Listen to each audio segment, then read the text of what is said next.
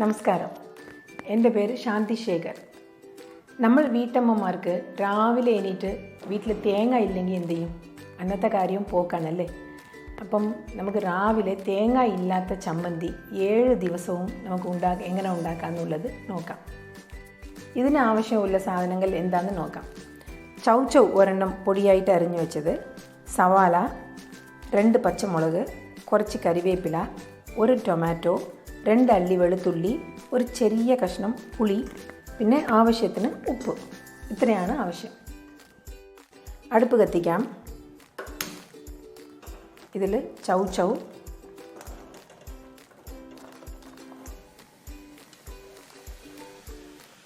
ഉള്ളി, പച്ചമുളക്, 2 കറിവേപ്പില, ഒരു ചെറിയ കഷ്ണം പുളി, വെളുത്തുള്ളി, ടൊമാറ്റോ. ഇത് വേണമെങ്കിൽ നമുക്ക് കുറച്ച് എണ്ണ ഒഴിച്ചിട്ട് ഇത് ഒന്ന് വഴട്ടാം.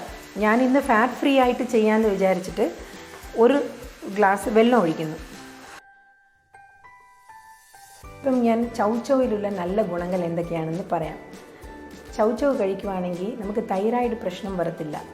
ഇതിൽ ഒരുപാട് വാട്ടർ കണ്ടൻറ്റ് ഉണ്ട്, അതുപോലെ ഫൈബർ കണ്ടൻറ്റ് ഉണ്ട്. അപ്പം നമുക്ക് ബോഡിയിൽ ഡീഹൈഡ്രേഷൻ ഉണ്ടാകത്തില്ല.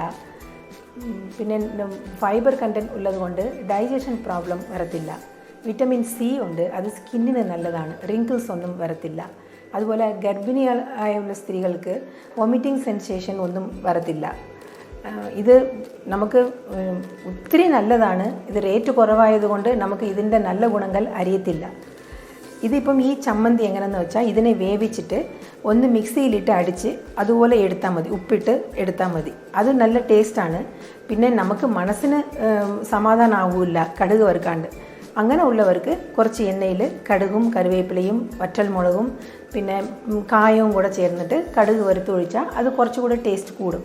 ഞാൻ ഇന്ന് ഫാറ്റ് ഫ്രീ ആയിട്ട് വേണമെന്ന് പറഞ്ഞിട്ട് ഞാൻ കടുക് വറുക്കുന്നില്ല. അതുപോലെ ഇത് വെന്ത് കഴിയുമ്പം നമുക്ക് മിക്സിയിൽ അടിച്ചെടുക്കാം.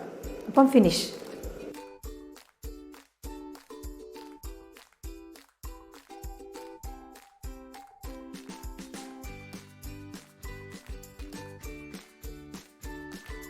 ഇതിപ്പം റെഡിയായി.